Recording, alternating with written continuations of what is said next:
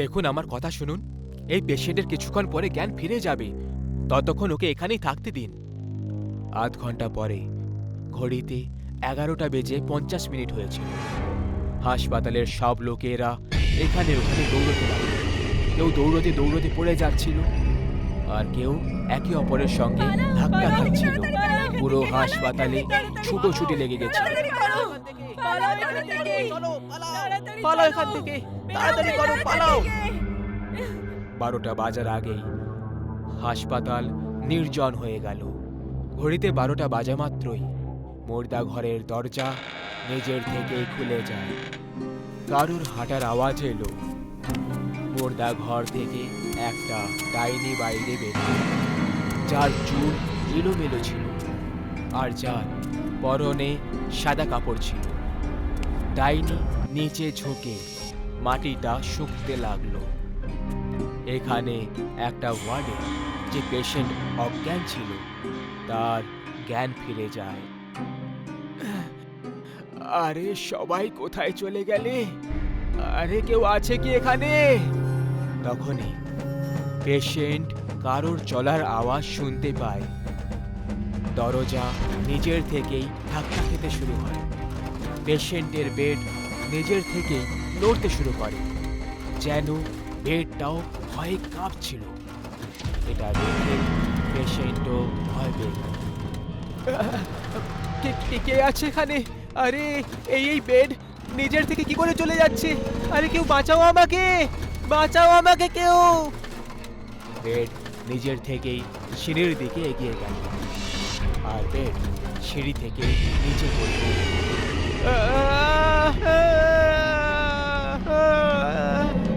ওই পেশেন্টটা খুব আঘাত লেগেছিল, ও যন্ত্রণায় ছটফট করছিল, আর পেছন থেকে বেড নড়তে লাগলো। আর ওই নড়তে থাকা বেড থেকে উঠে পেশেন্ট পালাতে লাগলো। ও দৌড়ে যাচ্ছিল আর বেড ওর পিছু করছিল। আরে বাঁচাও, ই আমাকে মেরে ফেলবে, বাঁচাও আমাকে।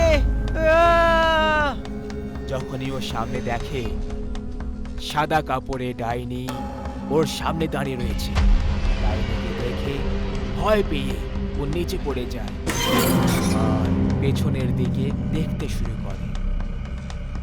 আমাকে মেরো না, আমাকে ছেড়ে দাও। পেশেন্ট পালানোর চেষ্টা করে। ডাইনি ঝাঁপ দিয়ে পা দুটো ধরে ফেলে। পেশেন্টকে টেনে টেনে মুর্দা ঘরের ভেতরে নিয়ে গেল সে। আর তারপরে পেশেন্টের জোরে জোরে চিৎকারের আওয়াজ আসতে লাগলো। বাঁচাও! কিছুক্ষণ পরে ডাইনি মুর্দা ঘর থেকে বাইরে চলে আসে। ওর মুখ রক্তে লথপথ ছিল। ও আর কেউ আছে এখানে?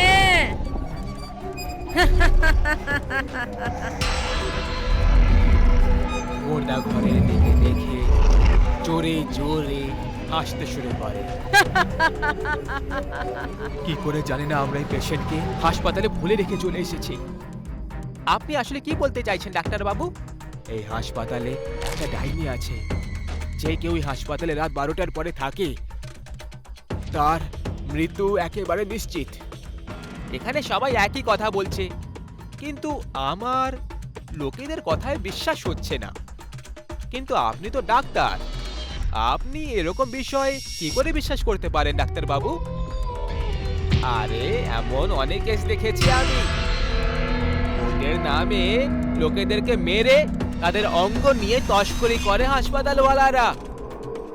আমরা এরকম কিছু করি না। যদি আপনার বিশ্বাস না হয় তাহলে 12টা বাজার পর এই হাসপাতালে থেকে দেখুন। যা কিছু আছে আপনি জানতে পেরে যাবেন। এখন আমি চলি।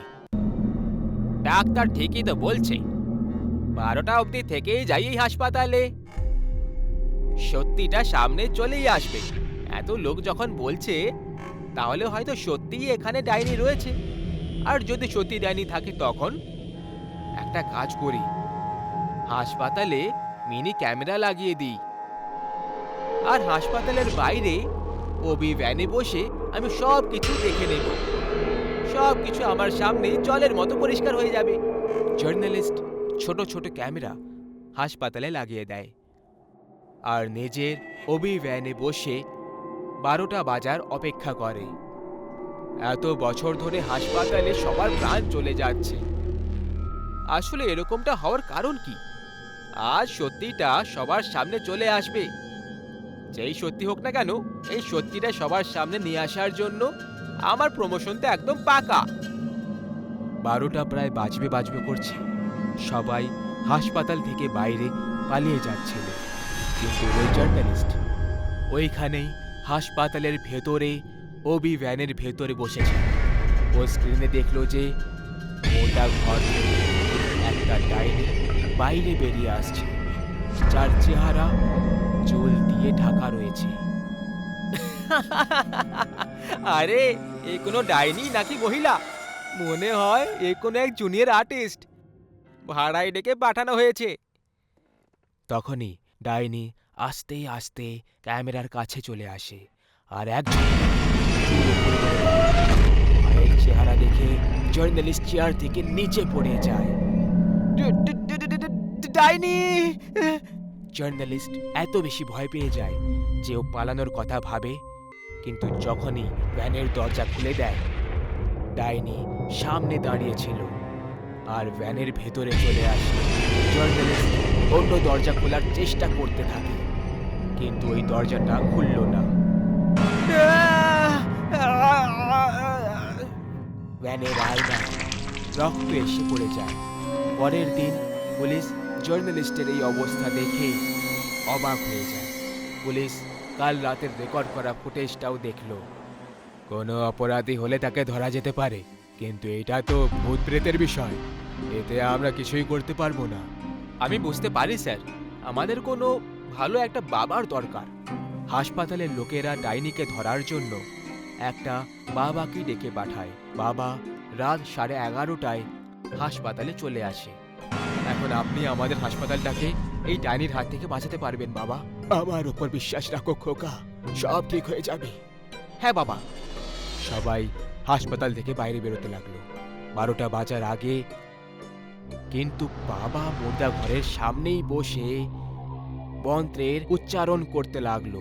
ওম ত্রম্বকম আজমাই সুগন্ধিত পুষ্টি বর্ধনম। ডাইনি মুর্দা ঘর থেকে বেরোলো আর বাবাকে দেখে হাসতে লাগলো। যেন বাবার মন্ত্রের কোনো প্রভাব পড়ছিল না ডাইনির ওপরে। বাবা যত জোরে মন্ত্র পড়ছিল, ডাইনি ততই জোরে হেসে যাচ্ছিল। ওম ত্রম্বকম আজমাহি সুগন্ধিত পুষ্টি বর্ধনম। ডাইনি নিজের হাতে ইশারা করে। বাবা উপরে দেখে, তখন ওপর থেকে বাবার উপরে পড়ে যায়। বাবার চেহারা রক্তে লাল হয়ে যায় আর তারপর ডাইনি বাবাকে মুর্দা ঘরে টেনে টেনে নিয়ে যায়।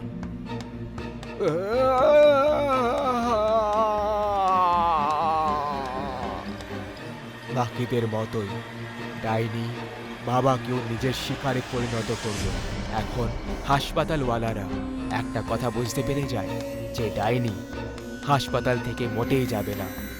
ওদেরকেই 12টা বাজার আগে হাসপাতাল খালি করতে হবে, না হলে তাদের সবার মৃত্যুর জন্য নিজেরাই দায়ী হবে। মা, ও আমাকে মেরে ফেলবে। ও আমাকে মারার উদ্দেশ্যে এসেছে। ও আমাকে মেরে প্রতিশোধ নিতে এসেছে। মা, মা আমাকে বাঁচাও, আমাকে বাঁচিয়ে নাও। শুভেন্দু গত 10 বছর ধরে খুবই অদ্ভুত ব্যবহার করছিল। ও প্রায় কোনো মেয়ের ব্যাপারে কথা বলতো যে সে ওকে মারার জন্য এসেছে। ওর পরিবারও শুভেন্দুর পরিবারের থেকে খুব সমস্যায় ছিল। শুভেন্দু প্রায় সময় বলতো, পরের পূর্ণিমার রাতে ওই ডাইনি আমাকে নিজের সঙ্গে হাওয়ায় উড়িয়ে নিয়ে যাবে। কিন্তু প্রত্যেক ঘটনার পেছনে কোনো না কোনো কঠোর সত্যি অবশ্যই লুকিয়ে থাকে, যে ওই ঘটনাগুলো যারা শোনে তাদেরকে আতঙ্কে ভয় পাইয়ে দেয়। শুভেন্দুর এই অবস্থার পরিণামও ঠিক এরকমই একটা সত্যি ছিল, যে কারণে শুভেন্দু আজ নিজের মৃত্যুর তারিখটাও জেনে গেছিল। 1 বছর আগে শুভেন্দু পেশায় একটা মেকানিকের কাজ করত। জীবন শুধু কেটেই যাচ্ছিল।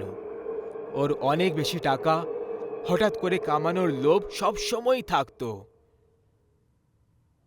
যাই হোক, একবার রাতে শুভেন্দু নিজের বাড়ি ফিরছিল, আর তখনই ও একটা মেয়েকে ফুটপাত এরিয়াতে ভয় পেতে দেখে। ও ওই মেয়েটার কাছে গেল আর বলল, ম্যাডাম, আপনি এখানে এত বেলায় চুপচাপ দাঁড়িয়ে কি করছেন? আপনি জানেন তো এটা একটা রেড লাইট এরিয়া। এই জায়গা রাতের সময় তো কি, দিনের আলো তো মেয়েদের জন্য ভালো নয়। আমি ওই এরিয়া থেকেই তো পালিয়ে এসেছি। প্লিজ আমাকে আজ রাতের জন্য জায়গা দিয়ে দিন। কাল সকাল হতে আমি এখান থেকে চলে যাব। প্লিজ। ঠিক আছে, কিন্তু কেউ যেন এই ব্যাপারে জানতে না পারে। আজ রাত আপনি আমার বাড়িতে থাকতে পারেন। তাছাড়া আপনার নামটা কি? আমার নাম চারুলতা। আমি এখানকারই বাসিন্দা। কিন্তু এই লোকগুলো আমাকে জবরদস্তি এখানে রাখতে চায়, আর এই কারণেই আমি এদিক ওদিক পালিয়ে বেড়াচ্ছি। ঠিক আছে, আজ রাতের জন্য তুমি আমার বাড়িতে লুকোতে পারো। সেই রাতে চারুলতা শুভেন্দুর বাড়িতেই লুকিয়ে থাকলো।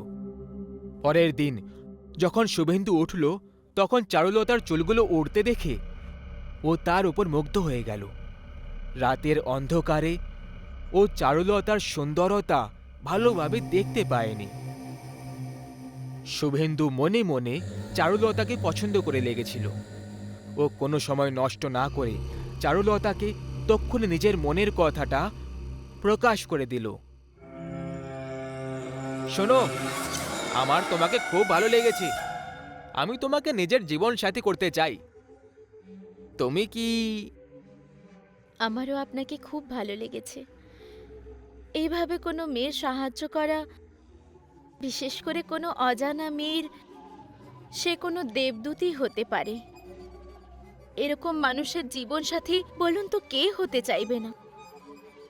এরপরে দুজনে একে অপরের সাথে বিয়ে না করেই একই বাড়িতে থাকতে লাগলো। এক রাতের কথা, সেটা পূর্ণিমার রাত ছিল। শুভেন্দু চারুলতাকে একটা সারপ্রাইজের অজুহাত দিয়ে একটা অজানা জায়গায় নিয়ে আসে।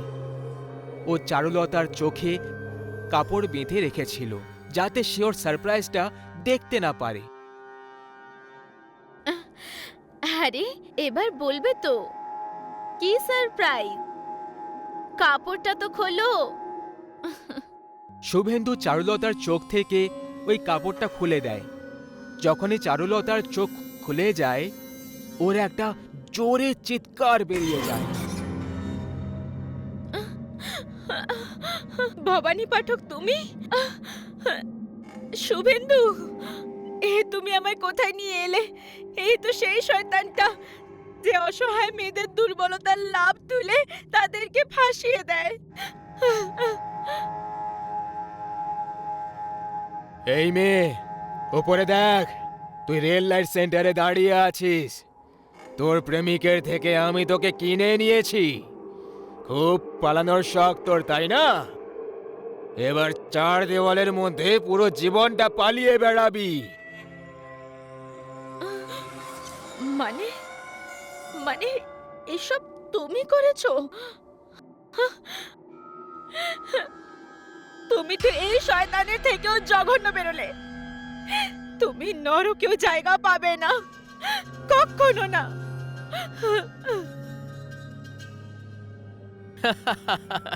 নরকের ব্যাপারে তো জানি না, কিন্তু এখন তোকে বিক্রি করে যে টাকা পেয়েছি, সেটা দিয়ে আমার জীবনটা স্বর্গে তো খুব সহজেই বদলে যাবে।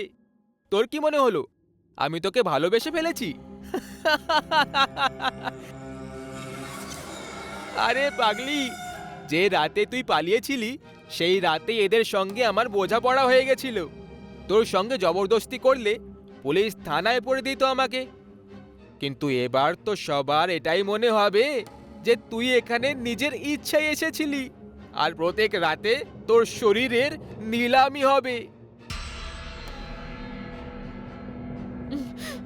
শয়তান, আমি তোকে জ্যান্ত মেরে ফেলবো।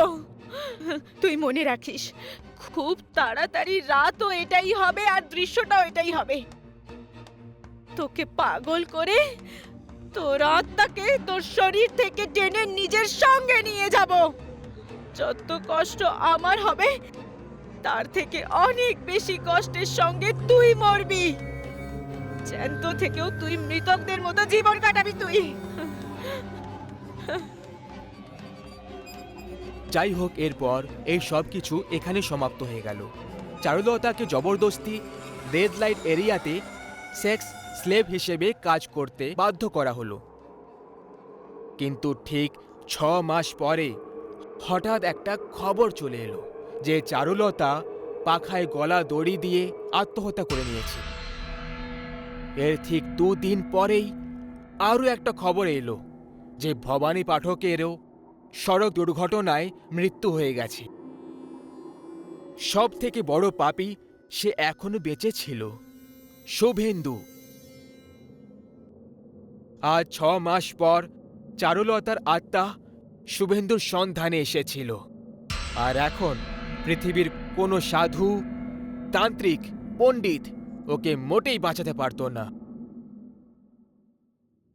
অপেক্ষা ছিল তো শুধু পূর্ণিমার রাতের।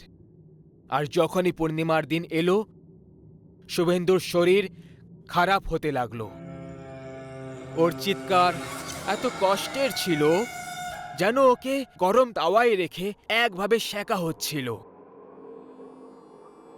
প্রত্যেক 10 মিনিটে ও অজ্ঞান হয়ে যেত, আর সবার শেষে রাত 1টার সময় করে ওই ডাইনি শুভেন্দুর ঘরে প্রবেশ করে ফেলে। তার ভয়ঙ্কর চেহারা দেখে শুভেন্দু চিৎকার করতে লাগলো, কিন্তু ওর আওয়াজ ওই ঘর অবধি সীমাবদ্ধ থাকতে পারত। আমাকে ক্ষমা করে দাও, প্লিজ আমাকে ছেড়ে দাও। আমি তোমার সাথে ভুল করে ফেলেছি, কিন্তু কথা দিচ্ছি যে আমি এরকম অন্য কোনো মেয়ের সঙ্গে আর কখনো করব না। কি করে ছেড়ে দি? মনে আছে তো সেই পূর্ণিমার রাত যখন তুই ওই শয়তানের সঙ্গে আমার বোঝাপড়া করেছিলি? আমি তোকে সেই রাতে সতর্ক করেছিলাম, কিন্তু তুই আমার সব কথাগুলোকে তোয়াক্কা না করেই উড়িয়ে দিয়েছিলি। আর আজ আমি তোর ক্ষমা চাওয়াটাকেও উড়িয়ে দেব।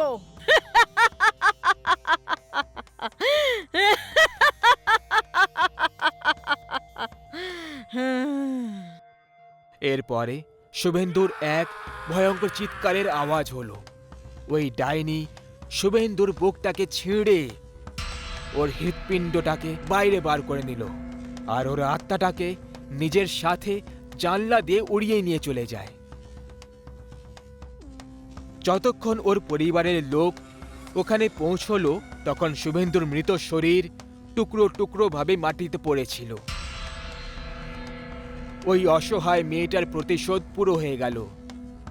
সেই জন্য কথায় বলে, কর্ম কখনো কারোর ঠিকানা ভোলে না। আর কোনো আত্মার প্রতিশোধ পৃথিবীর সব থেকে মারাত্মক মৃত্যু দেয়।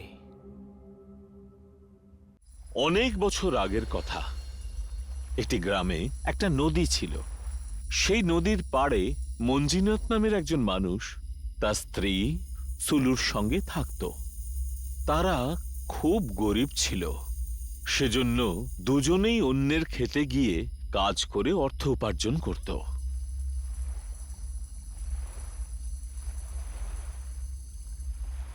রোজকার মতন একদিন তারা কাজে যাওয়ার জন্য বাড়ি থেকে বেরোলো। যাওয়ার পথে সুলুর নজর হঠাৎ নদীর দিকে গেল। নদীর তীরের কাছে একটা ছোট গাছ ছিল, আর সেই গাছের সামনে যেন কিছু আটকে ছিল। আচ্ছা শোনো, ওই নদীতে কি ভেসে এসেছে? জলে আটকে আছে হয়তো। তারা দুজনেই সেটা দেখার জন্য সেই দিকে এগিয়ে গেল। যত তারা কাছে এগোতে লাগলো, তাদের নাকে বাজে দুর্গন্ধ এলো। আরে এই দুর্গন্ধ কোথা থেকে আসছে? হয়তো ওটার থেকেই আসছে। মানুষও না যা পায় তাই ফেলে নদীতে। দুজনেই সেই আটকানো জিনিসটির দিকে এগিয়ে গেল। সে জিনিস থেকে খুব দুর্গন্ধ বেরোচ্ছিল। মঞ্জিনাথ জিনিসটাকে টেনে পাড়ে তুলল। সেটা দুজনে দেখেই খুব ভয় পেয়ে গেল, কারণ জিনিসটার কিছু নয়, জিনিসটা ছিল একটা পচা গলা লাশ, যেটা নদীর স্রোতে ভেসে এখানে এসে পৌঁছেছে। এবারে আমরা কি করব? এটা তো একটা মৃতদেহ। হে ভগবান! আমাদের তাড়াতাড়ি পুলিশকে ফোন করতে হবে। কিছুক্ষণের মধ্যেই ওখানে একজন পুলিশ ইন্সপেক্টর এলেন। তারা দুজনেই ইন্সপেক্টরকে সেই লাশটি দেখালো। এই লাশটার ব্যাপারে তুমি কাউকে কিছু বলনি তো? না না সাহেব, আমি কাউকে বলিনি। কাউকে বলবেও না। আর একটা কথা ভালো করে কান খুলে শোনো, এই নদী দিয়ে এবার প্রতিদিন একটা করে লাশ ভেসে আসবে। তোমায় একটা কাজ করতে হবে, সকাল থেকে এই নদীতে যতগুলো লাশ ভেসে আসবে তুমি সেইগুলোকে জল থেকে তুলে সন্ধেবেলা আমার হাতে তুলে দেবে। ইন্সপেক্টরের কথা শুনে তারা স্বামী স্ত্রী দুজনেই ভয় পেয়ে গেল। কিন্তু সাহেব, রোজ লাশ কেন আসবে? অত কথা তোমায় ভাবতে হবে না, শুধু যতটুকু বলা হচ্ছে ততটুকুই কাজ করো, কারণ এই কাজটা করার জন্য তুমি টাকাও পাবে। বলো, করবে? অর্থপ্রাপ্তির কথা শুনে মঞ্জিনাথ আর সুলু দুজনেই ভাবতে শুরু করলো, তবে শেষ পর্যন্ত তারা দুজনেই এই কাজটা করতে রাজি হলো। তারপর সেই দিন থেকে নদীর স্রোতে অনেক লাশ ভেসে আসতে লাগলো, আর তখন মঞ্জিনাথ আর সুলু দুজনে মিলে সেই লাশগুলো তীরে তুলতো আর ইন্সপেক্টরের হাতে তুলে দিত। ইন্সপেক্টরও দিন প্রতি তাদের অর্থ দিয়ে সেই লাশগুলোকে নিয়ে চলে যেত। নদীতে ভেসে আসা লাশগুলো অত্যন্তই দুর্গন্ধযুক্ত হতো। একবার মঞ্জিনাথ আর সুলু একটা লাশকে নদীর থেকে তীরে তুলে আনছিল, তখন তার দুর্গন্ধে সুলুর মাথা ঘুরতে লাগলো আর সে মাটিতে পড়ে গেল। মঞ্জিনাথ তাকে তুলে নিয়ে নিজেদের ঘরে গেল। তুমি এখন বিশ্রাম নাও, বাকি লাশগুলো আমি একাই বার করে আনি। সুলুকে বিশ্রাম করতে বলে সে বাকি লাশগুলো নদীর থেকে তোলবার জন্য নদীর তীরে গেল। মঞ্জিনাথ যখন আবার বাড়ি ফিরে এলো, দেখলো সুলু ঘুমোচ্ছে। সে সুলুকে ঘুম থেকে ওঠালো। চলো আমরা বরং ডাক্তারের কাছে যাই, তোমার শরীরটা তো বেশ খারাপ হয়েছে। না, তুমি এখানেই থাকো, আমি একাই যেতে পারবো। যদি আরো মৃতদেহ আসে তাহলে কাউকে তো এখানে থাকতে হবে। আমি চলে যাব। আমাদের গ্রামে তো কোনো ডাক্তার নেই, তোমাকে ডাক্তার দেখানোর জন্য অন্য কোনো গ্রামে যেতে হবে। পথ তো অনেকটা। কিচ্ছু হবে না, আমি চলে যাব। পরের দিন সুলু ডাক্তার দেখানোর জন্য বেরোলো, আর মঞ্জিনাথ নদীতে ভেসে আসা লাশগুলোকে একাই তুলতে লাগলো। কিছুক্ষণের মধ্যেই ওখানে ইন্সপেক্টর এসে উপস্থিত হলো। সাহেব, আজকে বড় তাড়াতাড়ি এসেছেন। হ্যাঁ, এমনিই চলে এলাম। এই কটা লাশ তুলেছো তুমি? সকাল থেকে 3টেই পেয়েছি। আচ্ছা আচ্ছা, ঠিক আছে। এ কথা বলার পরেই ইন্সপেক্টরের দৃষ্টি পড়ল নদীর জলে। দেখলো একটা লাশ ভেসে আসছে। আরে ওই দেখো, আরেকটা লাশ, যাও গিয়ে তুলে আনো ওটা। মঞ্জিনাথ নদীতে নামলো আর ওই লাশটিকে টানতে টানতে তীরে তুলল। টেনে নিয়ে এসে লাশটিকে পুলিশ ইন্সপেক্টরের সামনে রাখলো। সে লাশ থেকে খুব দুর্গন্ধ বেরোচ্ছিল। ইন্সপেক্টর পা দিয়ে লাশটিকে চিৎ করে ফেলল। তখন তার মুখ দেখা গেল। মঞ্জিনাথ সেই লাশের মুখটা দেখে ভয় পেয়ে চমকে উঠল, কারণ লাশটা ছিল তার স্ত্রী সুলুর। তা দেখেই সে কাঁদতে লাগলো। আরে তুমি, কি করে হলো? ওর কি হয়েছে সাহেব, কি হয়েছে? তোমার বউ কোথায় গেছিল? সাহেব, ওর শরীর খুব খারাপ হয়েছিল, সেই জন্য ডাক্তার দেখাতে গেছিল। জানি না ওর এমন অবস্থা কি করে হলো। ইন্সপেক্টর মঞ্জিনাথকে ধমকে উঠলেন। তুমি ওকে একা কেন ছেড়েছিলে? অন্য গ্রামে যাওয়ার জন্য? হ্যাঁ, আরে আমি তো জানতাম না যে এমন কিছু ঘটবে, কিন্তু ওর হয়েছেটা কি আপনি নিশ্চয় জানেন, বলুন আমাকে। ইন্সপেক্টর তখন এই ভেসে আসা মৃতদেহর কাহিনী শোনালেন। এই সব কিছু এই নদীর জন্যই হচ্ছে। কিছুদিন আগে পাশের গ্রামে নদীর ওপরে যে ব্রিজ ছিল তার উপর অনেক ভিড় ছিল, অনেকে যাতায়াত করছিল। আর হঠাৎ করে ব্রিজটা নড়ে উঠল আর মাঝখান থেকে ভাঙতে শুরু করলো। লোকজন দৌড়াদৌড়ি শুরু করে দিল। সব লোকজনই ওই ব্রিজ থেকে বাইরে বেরিয়ে এসেছিল, কিন্তু একটা লোকের পা ওই ব্রিজে আটকে গেছিল। ও অনেক চেষ্টা করেও বাইরে বেরোতে পারেনি। বাকি লোকজন ওকে বাঁচানোর অনেক চেষ্টা করলো, কিন্তু ওই ব্রিজের ওপরে যেতে সবাই ভয় পাচ্ছিল। হঠাৎ করে ওই নদীতে ঢেউ দেখা দিল, আর সেই ঢেউয়ে লোকটাও ভেসে চলে গেল। লোকটার নদীতে পড়ে যাওয়ার পর সেই ব্রিজটা নিজে থেকেই জোড়া লেগে গেল। ওই লোকটা নদীতে ডুবে যাওয়ার কিছুক্ষণ পরে নদীতেও রক্ত বয়ে যেতে দেখা গেছিল। মানে এই নদী মানুষকে নিজের দিকে টেনে নেয়? হ্যাঁ, ওই ব্রিজের উপর দিয়ে যারাই যায় তাকে এই নদী নিজের কাছে টেনে নেয়। আর তুমি প্রথম যে লাশটা পেয়েছিলে সেটা ওই লোকটারই ছিল। এটা কি করে সম্ভব? সেই ব্যক্তির শরীরে তো কোনো আঘাতের চিহ্ন ছিল না। হ্যাঁ তো, কিন্তু আপনি বলছিলেন যে ওর নাকি শরীরের সব রক্ত নদীতে বয়ে যাচ্ছিল, কিন্তু ওর শরীর তো একেবারেই ঠিক ছিল, শুধু পচে গিয়েছিল। এটা নদীর আরেকটা ভয়ঙ্কর সত্য। মানে? এক্ষুনি দেখাচ্ছি।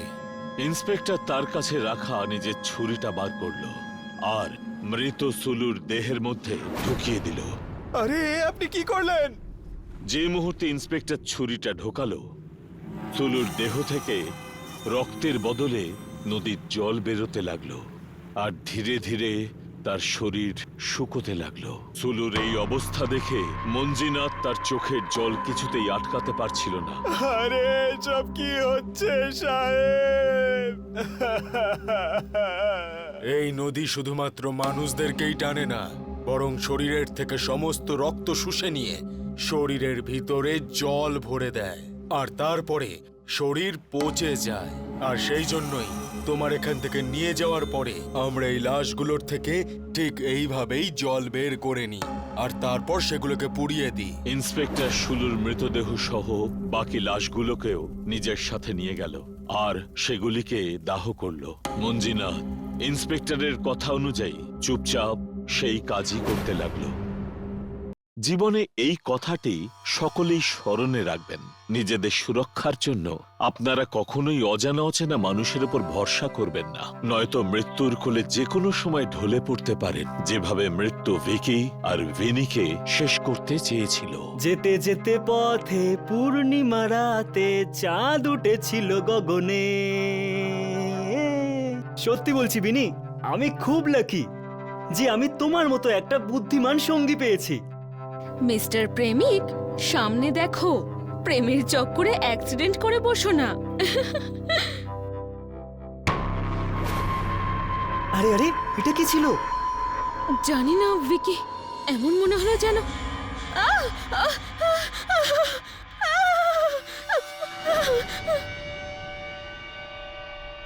প্লিজ আমায় বাঁচান, আমায় বাঁচান প্লিজ। আরে কে তুমি? আমার নাম হলো রঞ্জন। আমি এখান থেকেই যাচ্ছিলাম, হঠাৎ করে দেখলাম আমার গাড়ির ডিজেল শেষ হয়ে গেছে, আর তখনই তুমি ভেতরে আসো। পাগল হয়ে গেছো ভিকি? এত রাতে একজন অচেনা ব্যক্তি গাড়ির সামনে চলে এলো আর তুমি তাকে ভিতরে বসতে বলছো? দেখো, যদি কিছু ভুল হয়ে যায় তাহলে। বিনি, তুমি ওর অবস্থাটা একবার দেখো, ওকে আমাদের সাহায্য করা উচিত। প্লিজ বাঁচাও আমাকে, আমি মরে যাব, আমাকে তোমরা বাঁচাও। ভিকি, গাড়ি চালাও। আরে বিনি তুমি। ভিকি, আমি বললাম তো গাড়ি স্টার্ট দাও। ওকে ওকে, কাম ডাউন, কুল ডাউন। ভিনির কথা শুনে ভিকি গাড়ি নিয়ে এগিয়ে চলল, কিন্তু গাড়িটা সামনে এগোতেই ভিনির নিজের সিদ্ধান্তের উপর সন্দেহ হলো। সে এটা ভেবে দ্বিধায় পড়ল যে সত্য সত্যই ওই মানুষটির তাদের প্রয়োজন নেই তো, আর যদি তা সত্য হয় তাহলে ওই ঘায়েল হওয়া মানুষটিকে তারা যে রাস্তায় ফেলে এগিয়ে যাচ্ছে সেটা কি তারা ঠিক করছে? এই সব কথার ভাবনার মধ্যেই সে ব্যাক ভিউ মিরর দিয়ে রঞ্জনকে আরেকবার দেখল। প্লিজ বাঁচাও আমাকে। ভিকি, ভিকি, গাড়ি থামাও। Are you sure? ভিকি, ওনাকে হসপিটালে পৌঁছে দিয়ে আমরা চলে যাব। হ্যাঁ, থ্যাংক গড আপনারা ফিরে এসেছেন। আপনাদের সাহায্য আমি কোনো দিন ভুলবো না।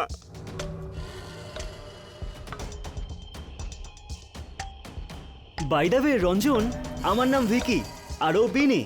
হাই, কি হয়েছিল তোমার সাথে?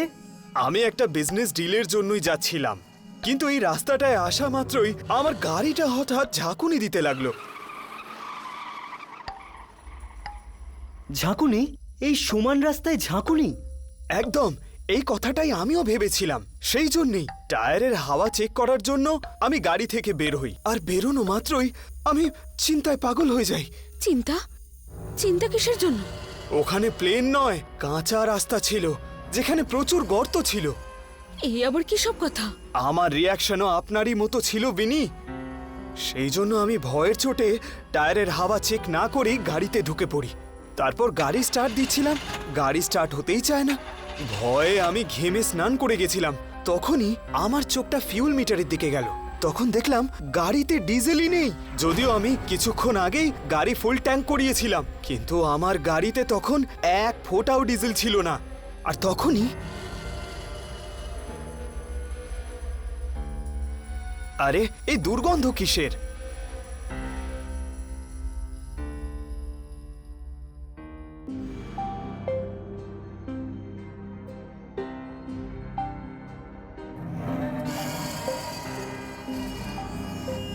আমি ওই ডাইনিটাকে দেখে অবাক হয়ে যাচ্ছিলাম, আর ও লাফ দিয়ে আমারই সামনে এসে দাঁড়ালো। তারপর আমি কোনো মতে ওর থেকে পালিয়ে প্রাণ বাঁচানোর চেষ্টা করছিলাম, কিন্তু সেই ডাইনিটা আমার পেছন কোনো মতেই ছাড়ছিল না। আমার এমন অবস্থা ওই ডাইনিই করেছে। আমি দৌড়ে পালাচ্ছিলাম, কিন্তু ওই ডাইনিটা আমাকে যেতে দিচ্ছিল না। আবার সেই ভয়ঙ্কর রূপ নিয়ে আমার সামনে এসে দাঁড়িয়ে পড়ে। তখন আমি খুব জোর চিৎকার করি। তারপরে কি হলো রঞ্জন? রঞ্জন? ভিকি? ও ও, রঞ্জন কোথায় গেল? ও এখানে নেই। কি? ও গড, ও কোথায় গেল? ভিকি, ভিকি, আমার আমার খুব ভয় লাগছে। এখানে নিশ্চয়ই কোনো অন্যায় হচ্ছে। এখান থেকে পালাও ভিকি, তাড়াতাড়ি পালাও এখান থেকে, চলো। ইচ্ছে না থাকা সত্ত্বেও ভিনি শুধুমাত্র ভিকির জন্য মানবিকতার খাতিরে একটি অজানা অচেনা মানুষকে সাহায্য করতে চেষ্টা করেছিল। কিন্তু চলন্ত গাড়ি থেকে হঠাৎ করেই রঞ্জনের গায়েব হয়ে যাওয়ায় ভিনি আর ভিকির সন্দেহ হয়। ভিকি, কোনো মানুষ একটা চলন্ত গাড়ি থেকে কি করে উধাও হতে পারে? এটা নিশ্চয়ই কোনো ভূত প্রেতের ব্যাপার আছে বিনি। আজ বাজেভাবে ফেসে গেলাম। ভিকি, যত তাড়াতাড়ি চালাতে পারো চালাও, চলো তাড়াতাড়ি। আমাদের যত তাড়াতাড়ি সম্ভব এখান থেকে দূরে কোথাও যেতে হবে। ও গড, এই রাস্তাটা তো সত্যি কাঁচা বিনি। মানে রঞ্জন সত্যিই বলছিল এই রাস্তাটা সমান নয়, বরং এবড়ো খেবড়ো। কিন্তু ও উধাও কোথায় হয়ে গেল? হে ঈশ্বর, বাঁচাও আমাদের। কি হয়েছে? কি হলো? না, এটা হতে পারে না। কি হয়েছে? এইরকম কেন রিয়াক্ট করছো তুমি? দেখো, আমার কিন্তু খুব ভয় লাগছে। বিনি, আমাদের গাড়ির ডিজেল শেষ হয়ে গেছে, যেরকম রঞ্জনের হয়েছিল। এই হতে পারে না, হতে পারে না এটা। আমরা আমরা তো এক্ষুনি ফুল ট্যাঙ্ক করিয়ে আনলাম না। এই এই গন্ধটা কিসের?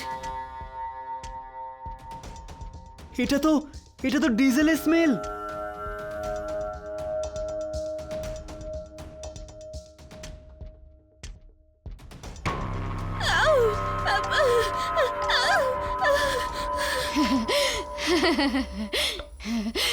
সরি, আমি তোমাদের ডিজেল চুরি করেছিলাম। আমি ডিজেল খেতে খুবই পছন্দ করি, কারোর কাছে ভালোভাবে চাইলেও দেয় না। সেই জন্য আমি ডিজেল চুরি করিনি। কিন্তু তুমি কে? আমি হলাম ডিজেল চুরি করা ডাইনি, যে কিছুক্ষণ আগে রঞ্জন ছিল। আর তুমি জানো, ডিজেল খাওয়ার পরে আমার মন আর কি খেতে চায়?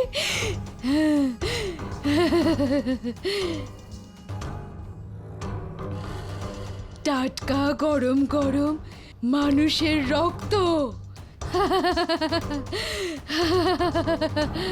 বিনি, পালাও! ডিজেল চোর ডাইনির হাত থেকে বাঁচা কঠিন নয়, অসম্ভব। ভিকি, ওই দেখো মন্দির। আমি শুনেছি ভূত প্রেত মন্দিরের আশেপাশে থাকে না। চলো ওখানেই যাই, চলো। আমি বলেছিলাম না, ডিজেল খাওয়ার পরে আমি রক্ত খেতে পছন্দ করি। সেটা না খাইয়ে তোমরা নিষ্ঠুর লোকেরা এখান থেকে কোথাও যেতে পারবে না।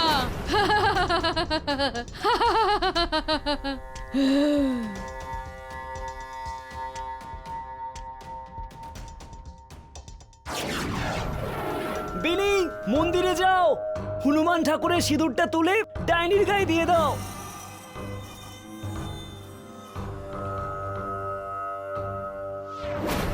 এবারে আমি তোর মাথা খেতে চলেছি।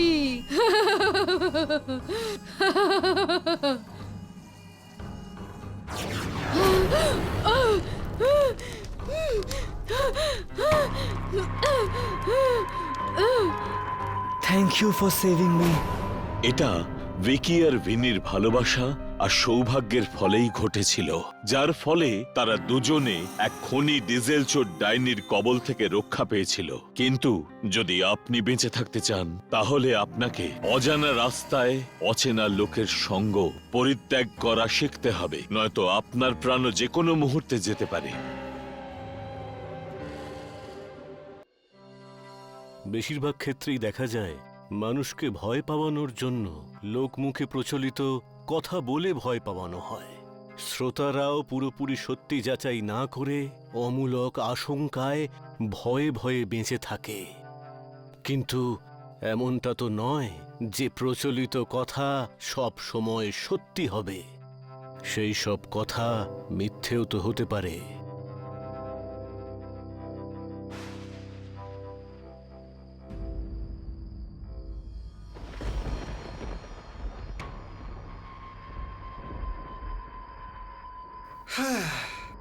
সোহম সকালেই বলেছিল যে মহলটা ভালো করে পরিষ্কার করে দিতে, কিন্তু আজ জমির কাজ করতে করতে এতটাই দেরি হয়ে গেছে যে সকালের কাজটা এখন রাতেই করতে হবে আমাকে। বিনোদ বাবু, আজ তো তোমার রাতের ঘুম আর হলো না।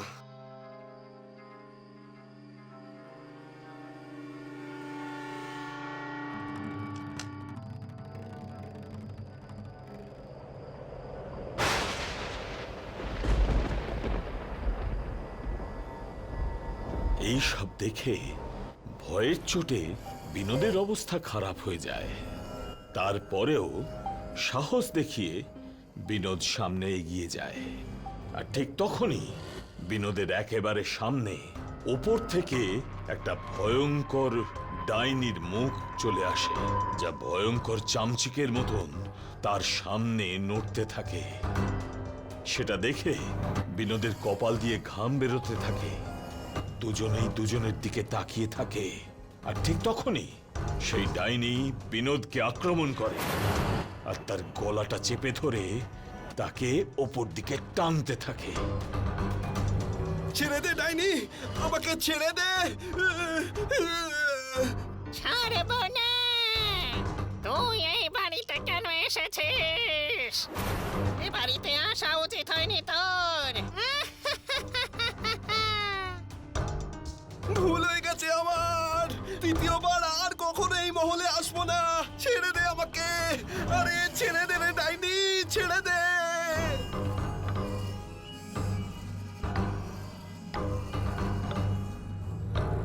আরে আরে বিনোদ ভাই, সামলাও নিজেকে। কি হলো? আরে এত ভয় পেয়ে আছো কেন? সব ঠিক আছে তো? ডাইনি, সোহম বাবু, ওই মহলে ডাইনি আছে। ডাইনি? আরে কি বলছোটা কি? সত্যি বলছি সোহম বাবু, নেহাত আজ আমার ভাগ্যটা ভালো ছিল, তাই আমি বেঁচে ফিরে এসেছি। না হলে ওই ডাইনিটা আমাকে তো মেরেই ফেলেছিল। বাবু, তুমি তোমার মহলের চাবি রাখো। আমার দ্বারা এই মহল পরিষ্কারের কাজ আর হবে না। আমি তো বলবো তোমাকে যে যদি তুমিও বেঁচে থাকতে চাও, তাহলে যত তাড়াতাড়ি সম্ভব ওই মহলের মায়া তুমি ত্যাগ করো। যদি ওই ডাইনিটার হাতে পড়ে যাও তাহলে তো তুমি শেষ, এটা মনে রেখো।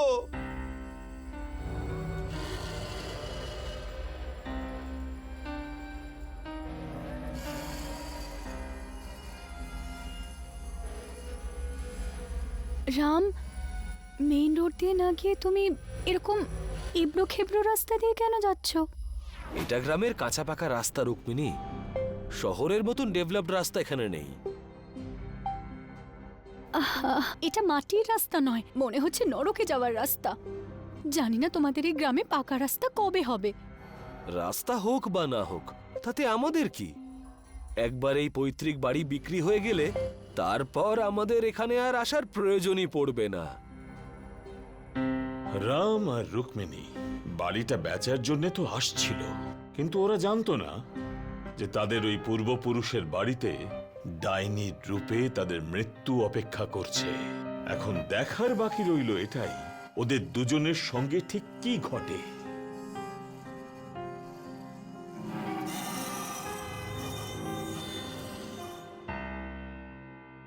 নমস্কার মালিক আর মালকিন, আপনারা ভেতরে যান, আমি জিনিসপত্র নিয়ে যাচ্ছি। বলছি যে বাড়িটা পরিষ্কার পরিচ্ছন্ন করা আছে তো? না মালিক, পরিষ্কার পরিচ্ছন্ন তো করা হয়নি। হোয়াট? তোমাকে তো আমি বলেছিলাম যে 3 দিনের মধ্যে এই বাড়ি কেনার জন্য গ্রাহক আসবে। যদি পরিষ্কার পরিচ্ছন্ন না থাকে তাহলে বিক্রি করতে অসুবিধে হবে। বাড়িটা বিক্রি করার সমস্যা অনেক বেড়ে গেছে মালিক। মানে তুমি বলতেটা কি চাইছো? মালিক, এতটা দীর্ঘ সময় ধরে বাড়িটা ফাঁকা ছিল, তাই কোনো এক ডাইনি বাড়িটা অধিকার করে ফেলেছে। আর সেই ডাইনি খুবই ভয়ঙ্কর। আপনি গ্রামের লোককে জিজ্ঞাসা করতে পারেন। গ্রামের কথা ছাড়ো, তুমি বলো, তুমি কি সেই ডাইনিকে নিজের চোখে দেখেছো? না মালিক, নিজের চোখে তো দেখিনি, কিন্তু যখন তুমি ডাইনিকে দেখোইনি তখন এই সমস্ত আজে বাজে কথায় তুমি বিশ্বাস করছো কেন? আর বাকিদের কথা বাদ দাও, তারা তো পাশের বাড়ির লোকটাকে যদি উন্নতি করতে দেখে নেয় তাহলে জ্বলে পুড়ে একেবারে ছাই হয়ে যায়। সেই রকমই কোনো মানুষ নিশ্চয়ই এসব আজে বাজে কথা রটিয়েছে। আর এইসব ভূত প্রেত ডাইনি বলে বাস্তবে কিচ্ছু হয় না। তুমি এক্ষুনি ওই বাড়িতে যাও আর বাড়িটাকে ভালো করে পরিষ্কার করে এসো। যাও। ডাইনি না থাকার কথায় সোহন রাজি হয়ে যায়, কিন্তু তার মুখ দেখে এটা পরিষ্কার বোঝা যাচ্ছিল যে সে পুরো বিশ্বাস করে এই বাড়িতে ডাইনি আছে।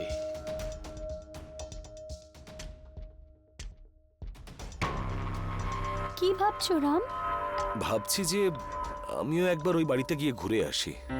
একবার গিয়ে দেখাই যাক যে এই ডাইনির গল্পের পেছনে কোন সত্য লুকিয়ে আছে।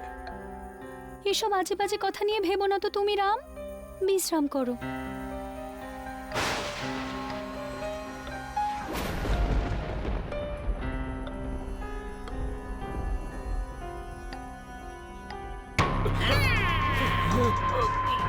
ছাড় ডাইনি, ছাড় আমাকে, ছেড়ে দে। ডাইনি, ডাইনি, বাঁচাও, বাঁচাও আমাকে, ডাইনি। দাঁড়াও, দাঁড়াও বলছি। আরে কি হয়েছে? ডাইনি, মালিক ভেতরে ডাইনি আছে, পালান এখান থেকে তাড়াতাড়ি। আমরা এখান থেকে কোথাও যাচ্ছি না, সামলাও নিজেকে। এখন সামলানোর নয়, পালাবার সময় মালিক। ও মেরে ফেলবে আমাদের, আমি সত্যি বলছি, বিশ্বাস করুন। আর আজ তো আমি নিজের এই 2 চোখে দেখলাম ওই ডাইনিটাকে। খুব ভয়ঙ্কর ডাইনি। দেখুন, আমার ঘাড়ে এখনো ওর নখের দাগ লেগে আছে, দেখুন। রাম, ওই দেখো। আরে কোথায়?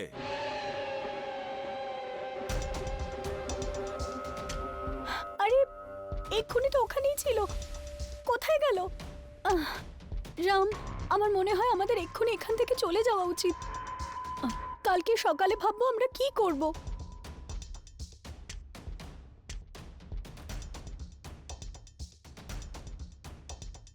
আমি সত্যি বলছি রাম, প্রথমে আমিও এগুলোতে বিশ্বাস করছিলাম না, কিন্তু কালকে সোহনের সাথে যেটা ঘটলো আর যেটা আমি নিজের চোখে দেখলাম, তারপর আমিও দৃঢ় বিশ্বাস নিয়ে বলছি তোমাকে, এখানে কেউ তো আছে। আমি তোমার থেকে এটা আশা করিনি রুক্মিণী। তুমি শিক্ষিত হওয়া সত্ত্বেও এই গ্রামবাসীদের অন্ধ কুসংস্কারে বিশ্বাস করছো? আমি অন্ধবিশ্বাস করি না রাম, কিন্তু কালকে আমি নিজের চোখে যেটা দেখলাম সেটাকে মিথ্যে বলি কিভাবে? আরে বাবা, তুমি তো ভুলও কিছু দেখে থাকতে পারো নাকি রুক্মিণী? ওটা আমার মনের ভুল হতে পারে না রাম, আমি সত্যি বলছি, ওখানে ডাইনি ছিল। যাক, আমি সিদ্ধান্ত নিয়ে নিয়েছি, আমরা এই বাড়ি বিক্রি করে নিজেদেরকে বিপদে ফেলতে পারি না। আমরা দুজন পরিশ্রম করে শহরে একটা দামি ফ্ল্যাট কিনে নেব। আমাদের এক্ষুনি এখান থেকে চলে যাওয়া উচিত। চলো, আমি জিনিসপত্র গোছাচ্ছি। রুক্মিণী, শান্ত হও একটু। আমরা যাব, কিন্তু আজকে নয়, বরং পরশু সকালে। আমার গ্রামে একটা ছোট্ট কাজ আছে, কালকের মধ্যে সেটা শেষ হয়ে যাবে, তারপরে আমরা যাব। রাম রুক্মিণীকে কাজের বাহানা দেখিয়ে থামিয়ে তো দিল, কিন্তু তার মন এখনো মানতে চাইছে না যে প্রাসাদের মধ্যে কোনো ডাইনি আছে। সেজন্য সত্যাসত্য বিচার করবার জন্য সে উঠে পড়ল আর টর্চ নিয়ে ঘর থেকে বেরিয়ে গেল।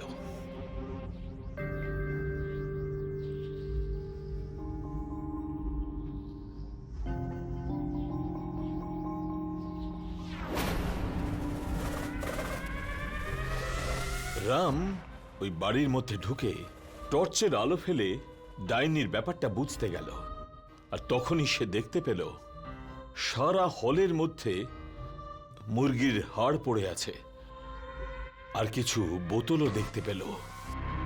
কাছে গিয়ে ভালো করে দেখার জন্য সে ওগুলোর দিকে এগিয়ে গেল। হঠাৎই ডাইনি তার সামনে এসে দাঁড়ালো। চলে এসেছিস তুই আমার শিকার হতে, একদম সঠিক সময় এসেছিস তুই। তুই জানিস এই সময় আমি রোজ খাবার খাই, এইবার আমি তোকে খাবো।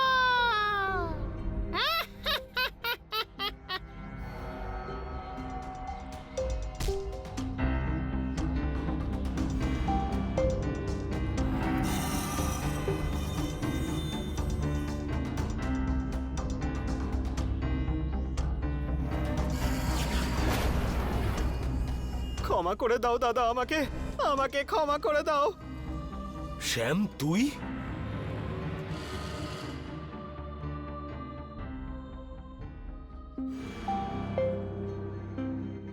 আমাকে ক্ষমা করে দাও দাদা, আসলে দরিদ্রতার সঙ্গে লড়তে লড়তে আমি হাঁপিয়ে গেছিলাম। সেই জন্য আমি এই মহলে, যেটা আপনার নামে রয়েছে, এতে ডাইনির উপদ্রব আছে বলে আপনার থেকে কম দামে কিনে আমি বেশি দামে বেচতে চেয়েছিলাম। সেই জন্য আমি এইসব করেছি। আমি ভুল করে ফেলেছি দাদা, আমাকে ক্ষমা করে দিন প্লিজ। আমরা মানুষেরা ভুল করতে আর সেই ভুলের থেকে শিক্ষা নেওয়ার জন্যই জন্মেছিলাম। তুই তোর নিজের ভুল বুঝতে পেরেছিস, এর থেকে ভালো বিষয় আর কি হতে পারে বল? হতে পারে আমি খুঁড়তো দাদা, কিন্তু সম্পর্কে তো আমি তোর থেকে বড়, তাই তোর এই পরিস্থিতিটা আমি এড়িয়ে যেতে পারবো না।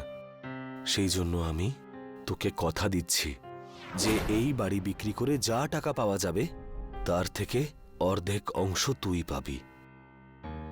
ধন্যবাদ। তাই শোনা কথা মানুষ বিশ্বাস করবার আগে একবার তো সত্য জানবার জন্য চেষ্টা করাই উচিত, যেটা রাম করেছিল। তার একটা চেষ্টার কারণে আজ তাদের দুই ভাইয়ের মধ্যে লোভ আর স্বার্থপরতার যে দূরত্ব ছিল তাও শেষ হয়ে গেল। সেজন্য মুশকিল আর ভয়কে শেষ করবার চেষ্টা করুন, সেগুলোর থেকে দূরে পালাবেন না। যদি আপনাদের কাছেও এরকম কোনো সত্যিকারের গল্প থাকে তাহলে আপনারা আমাদের কমেন্ট বক্সে সেটা আমাদের সঙ্গে শেয়ার করতে পারেন। যদি আপনার অভিজ্ঞতা আমাদের ভালো লাগে তাহলে আমরা সম্পূর্ণ চেষ্টা করব সেই গল্পটিকে একটি সুন্দর দৃশ্য রূপ দেওয়ার জন্য। বিদায় নেওয়ার আগে একটাই রিকোয়েস্ট, আমাদের চ্যানেলকে লাইক আর সাবস্ক্রাইব করতে ভুলবেন না, আর প্লিজ নোটিফিকেশন বেলটাকেও প্রেস করে দিন যাতে আমাদের সমস্ত ভিডিওস আপনারা সময় মতো দেখতে পান।